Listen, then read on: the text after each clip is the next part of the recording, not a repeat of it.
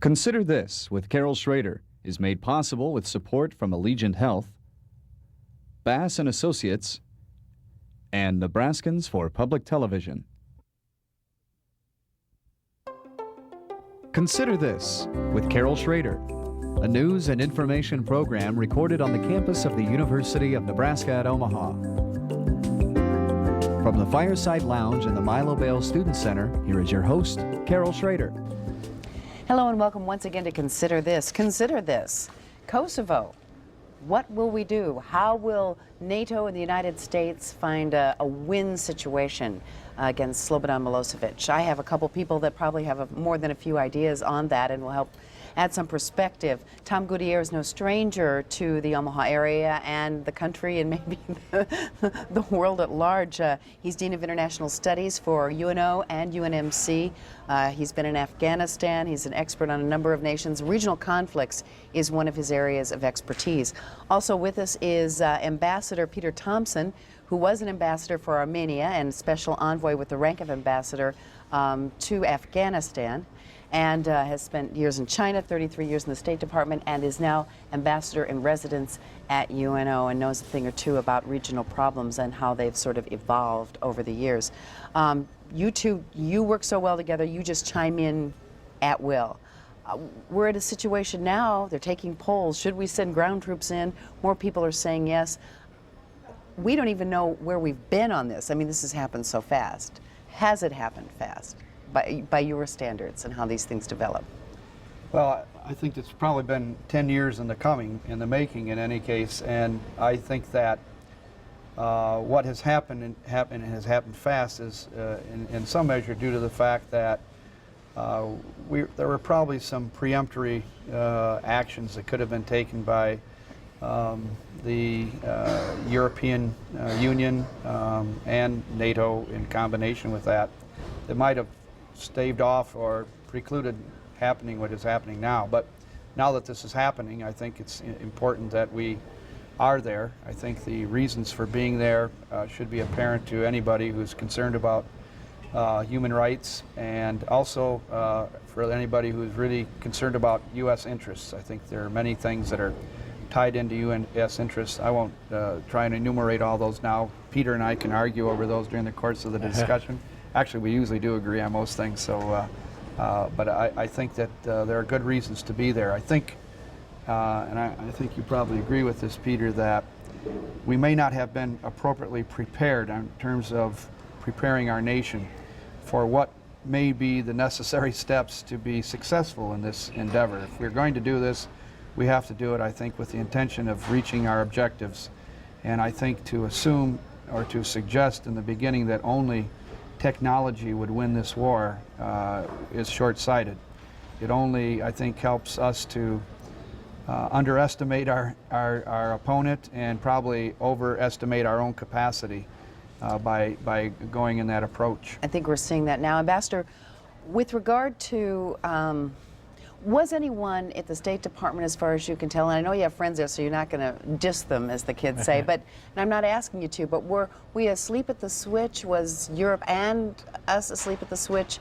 Was Monica Lewinsky in the way? I mean, why weren't we properly prepared for this, understanding the scope of this, and why we feel we needed to go in and take this truly decisive action and say, you don't sign this agreement, we're in? I think you're right in saying that we didn't foresee in Washington how far Slobodan Milosevic would go. That is, sending out, exiling the entire Kosovar population from Kosovo. That people did not anticipate him trying to create a fait accompli, and then he'll sit back and say, let's negotiate. But that doesn't mean it's going to succeed.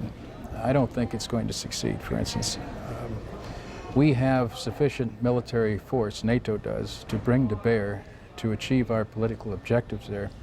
If we wish to do that, the question is, at what point, how far do we have to go in deployment of military forces to meet our political objectives, which are the return of the refugees in honor and dignity, the withdrawal of the Serbian forces from Kosovo, and the insertion of a military force from NATO or some acceptable arrangement whereby there are several tens of thousands of troops on the ground to monitor the implementation of an agreement, then we will be there. Those are our political objectives. Now, the disconnect, sort of the conflict that you're referring to, is that we did not have sufficient military pressure available to bring to bear to accomplish those political objectives. You mean the other countries didn't sign on? Is that what you mean, or no, what? I think all of us made a misjudgment. I don't think it's a fundamental misjudgment. We can adjust course as we go along and apply sufficient military pressure to accomplish those ends which I discussed. We will have to continue the bombing, which may be more effective than most people are assuming. After just 1.5 weeks, people are throwing up their hands and saying, this is impossible, we're not going to achieve our objectives. However, it's an incremental process. We are degrading not only their military, but their economic infrastructure. We have other things we can do, like declaring Milosevic a war criminal, putting a price on his head, trying to split his military. Incidentally, inside his own country, as you know, Montenegro, the other part of Yugoslavia, has refused to go along with the declaration of war against NATO that Milosevic has issued. He replaced his army commanders, a group of army commanders, just before the fighting broke out, which showed that he was not trusting who was there before. The leadership there, the political leadership? Yes. Let's not forget that Yugoslavia has lost 2/3 of its territory since about 90 under Milosevic and his ultranationalistic or fascist policies. Over 250,000 people have been killed in the former Yugoslavia. The GNP of Yugoslavia has fallen by more than half in the last 10 years. There's over 50% unemployment in the country.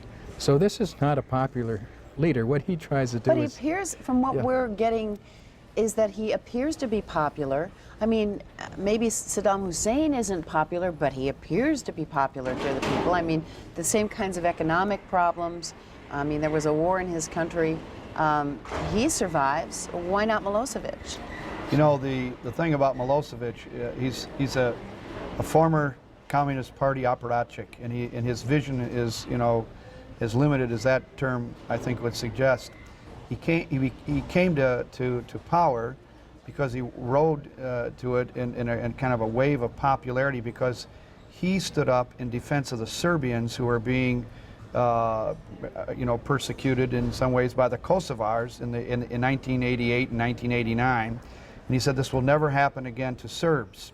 And so became a popular guy in Serbia. Stood on the sacred ground right. from the So 14th century when the... That's right. I mean, so we have a kind of a turning of the coin here in a sense, because, you know, 10 years ago it was the Serbs who were being persecuted by Kosovars, you know, in Kosovo, and now it's the Serbs who are coming back and revisiting this particular kind of thing.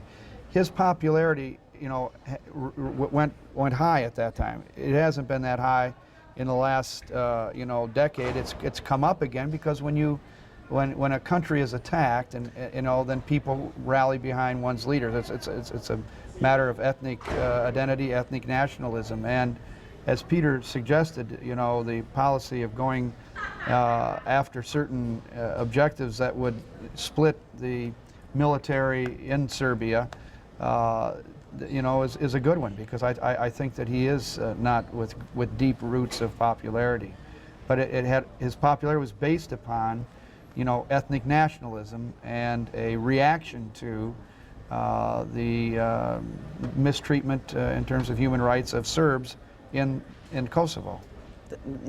Yeah. Well, so what now? You've got to...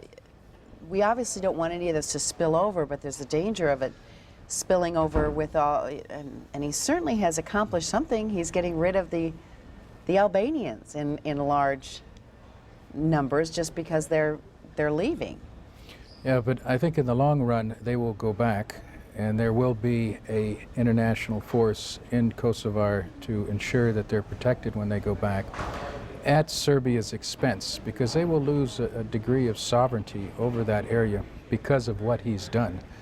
We haven't reached that point yet, and we have to apply more military pressure. Going back to your point about ground forces, I agree with the administration. I'm not in the administration anymore, so I'm not defending them. But I think we should let the air war play out some more. And in the air, we have tremendous power, and we have, through our satellites and the global positioning systems and the various weaponry that we can bring to bear, we have a tremendous wallop on the ground. We can take a picture of our shoes here, and we can strike fairly quickly with missiles at those targets. But they've been able to hide their tanks, Yes. like really, really well. And I admit that I probably wouldn't want to be a NATO for a soldier on the ground, because the topography is a bit different than, let's say, Iraq. I Yeah, mean, that's right. In fact, there are studies that have gone forward in the administration elsewhere, which throws up the great problems of fighting a ground war in Yugoslavia. It can be done with massive force. We sent 500,000 troops to the Gulf. Others, including the Europeans, supplied 200,000 to bring to bear on Saddam Hussein's army, and in 100 hours on the ground, we won the victory. It would probably take they're talking about 200,000 now. I think 400,000 or 500,000 would be necessary, which we could do if we wanted to, and end it fairly quickly. Go at the center of gravity and capture Belgrade, get rid of the regime. This would be the long-term political objective, is to change the regime away from this ethnic nationalism or fascism that's causing so many problems in the Balkans over the last 10 years, and have a regime that's more synonymous with the regimes of the other countries in Eastern and Central Europe who are moving along the democratic and the free enterprise track. Milosevic and his regime are like a fossil from the period that Tom was talking about, the communist period. They haven't changed. All of the other regimes have, and incidentally, all of the other regimes, Romania, Slovakia, Slovenia, Bulgaria, support the NATO attacks, and all of them want to go into the EU and NATO in the long run. all right, if we start seeing body bags return to this country, since we're really as a nation fairly ignorant about the changing borders in Europe, since we grew up and studied our geography and what it really means, those border changes and what country is what, we're pretty fickle because we don't have a depth of feeling, I think, for the regional situation over there. If you had to convince, and maybe you have had to try to convince people, why we really need to not let this continue. We really need to get Milosevic out, to get them on the road for democracy. But who are we, and I mean NATO and the United States, to determine if someone should be a democracy? Well, the thing here, the idea that we're in there because of humanitarian considerations is a good one, and I think it should be one that we have first and foremost in mind, particularly in terms of this ethnic cleansing or actual genocide that is going on.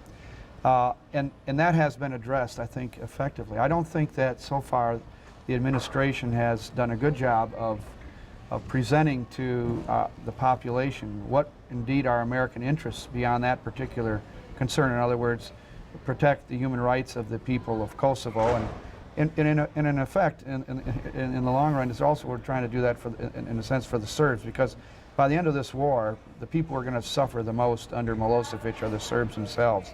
But beyond that, we have specific, national interests that are very important. And you said you didn't want to enumerate them, but I think you really should go over some. One of them is that we have Europe for the first time in its history, coming off of 50 years of uninterrupted peace, at least Western Europe. That's now been extended into Eastern Europe. So many of these countries that have recently, the three recent countries that have come into NATO, like Hungary and the Czech Republic and Poland from the former Eastern Europe, Warsaw Pact. These countries, are still in a kind of a fragile situation, moving towards democracy, and you have a spillover of all of these, people leaving one part of former Yugoslavia or the other, and it's a destabilizing thing. So this is very important for American interests that want to see a stable Europe. It's important for our economy. It's important for our political objectives in Europe, and in our relationship ultimately with Russia, even though Russia disagrees with our particular policy right now. It's important in our relationship with them. Another very important part of this is our relationship with Greece and Turkey, who are members of NATO. They are not always friendly with each other. They're often at each other's throats. And the issue of Islam and Christianity, which are largely how people in former Yugoslavia define themselves, either as Muslim Bosnians or Christian Serbians of some kind, Orthodox, whatever it is. Those elements are there as well, and it's I think very important for us to do what we can to enhance the stability of Europe, and this particular war does not do that. And I think in our long-term interests, it's important that we do everything we can to avoid any instability in that region.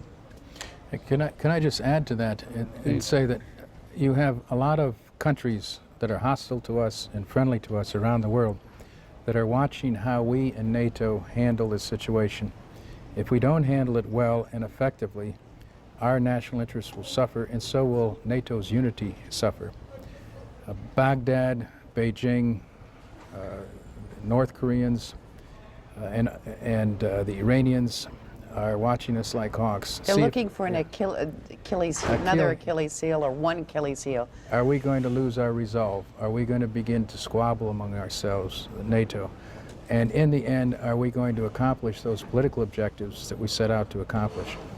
So we should persevere, and we can persevere without perhaps even sending in ground forces. Like you mentioned, the neighboring countries around Kosovo, we have in the last couple of years set up firewalls in those countries. Like in Macedonia, there were several thousand NATO troops just stationed there to stop the instability from spreading. But when Milosevic sends 800,000 refugees into these small countries, it shakes the stability in those countries, and it's just the type of thing we want to avoid. Well, then it creates new layers of hostility. I mean, there are enough just in the ethnic differences and the religious differences and the ethnic-religious differences and former lifetimes culturally.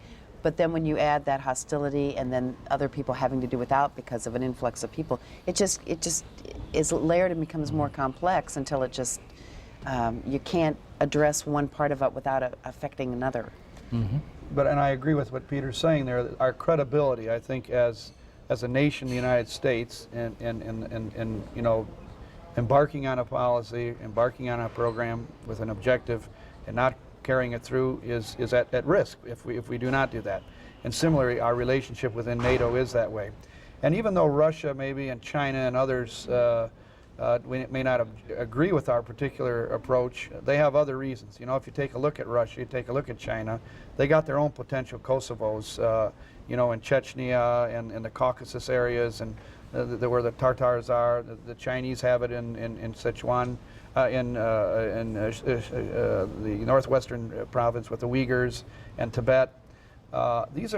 This is why they believe these things should be dealt with internally, because they probably recognize they're going to have to deal with these things, these same kinds of things internally, as the Russians have already had to do with Chechnya in the past, and they didn't want us to interfere there either. But do they recognize that?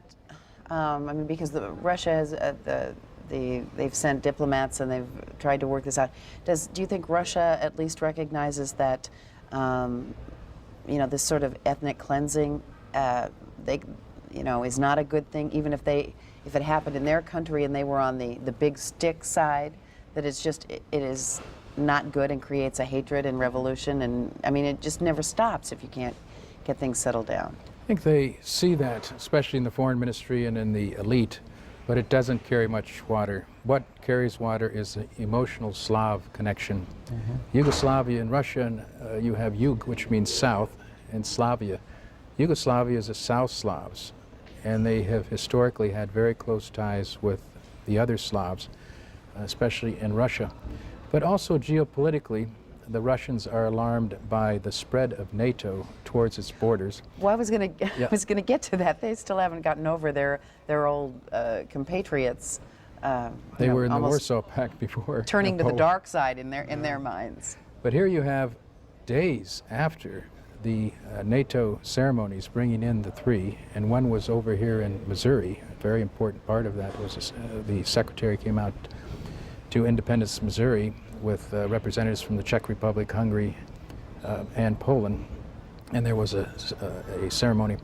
Days after those ceremonies, NATO launched an attack on Yugoslavia, which to the Russians was moving into their sort of imperium, their former sphere of influence.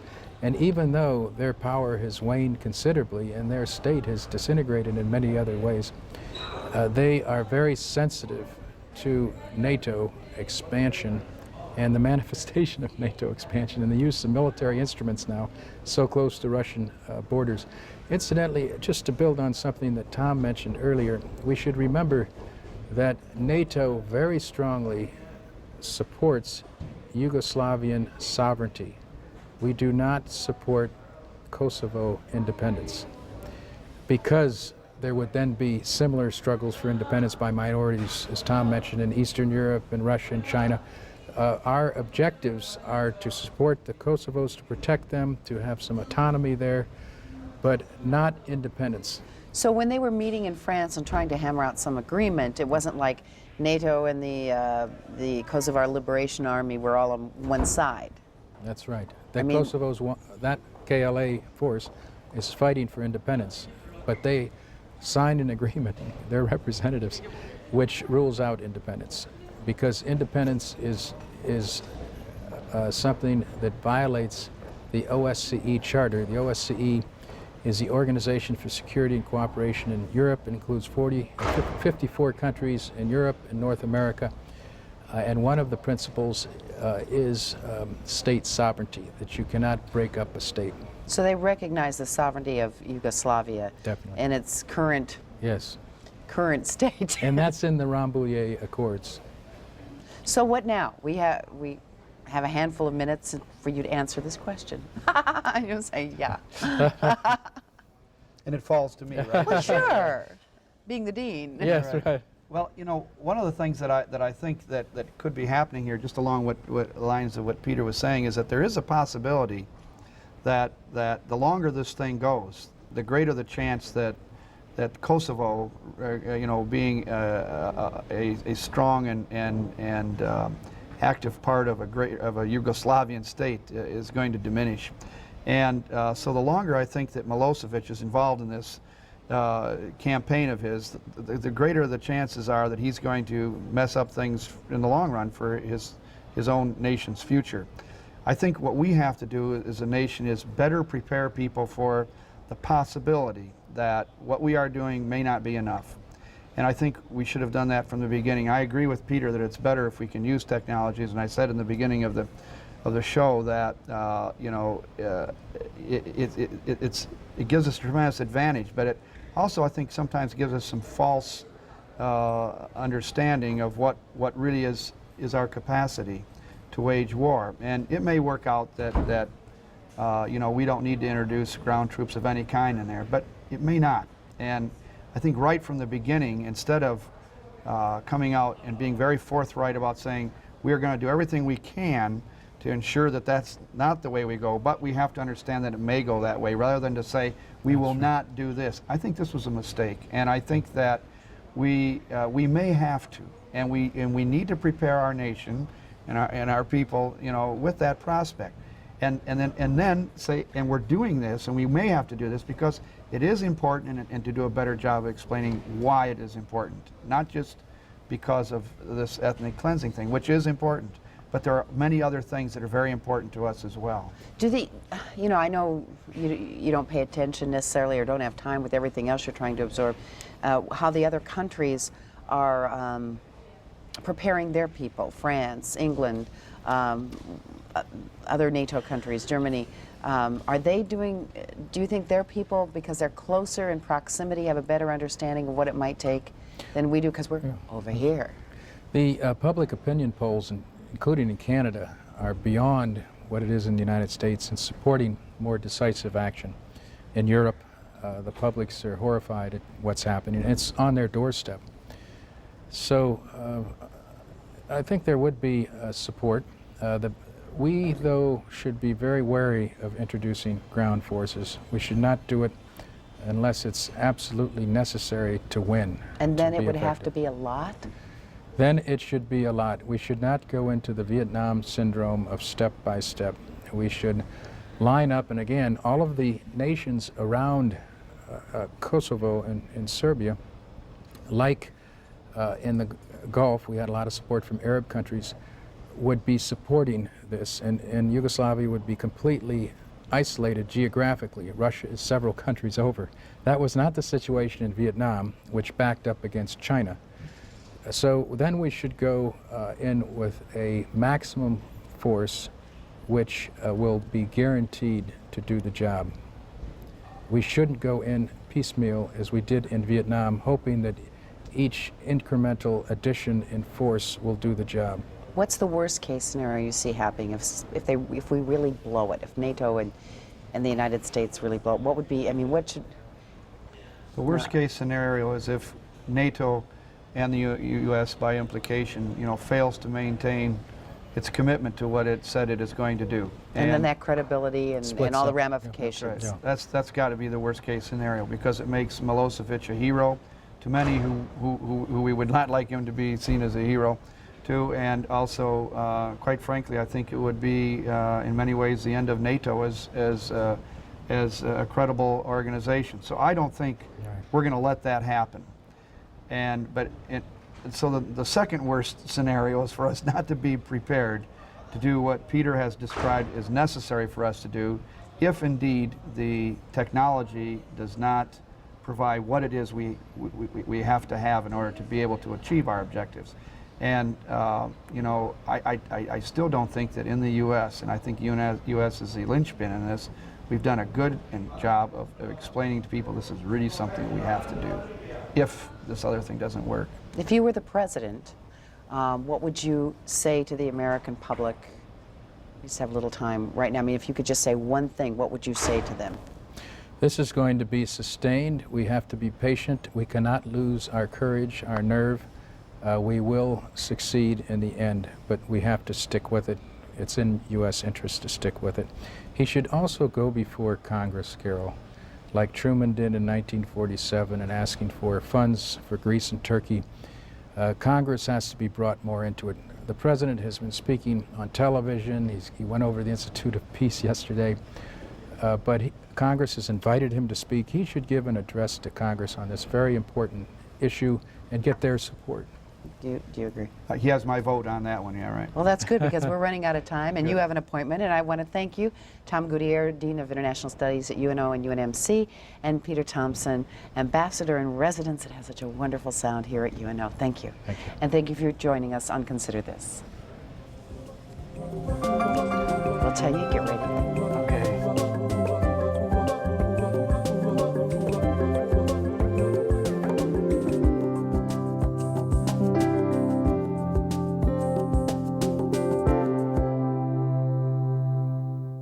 Consider This with Carol Schrader is made possible with support from Allegiant Health and Bass & Associates.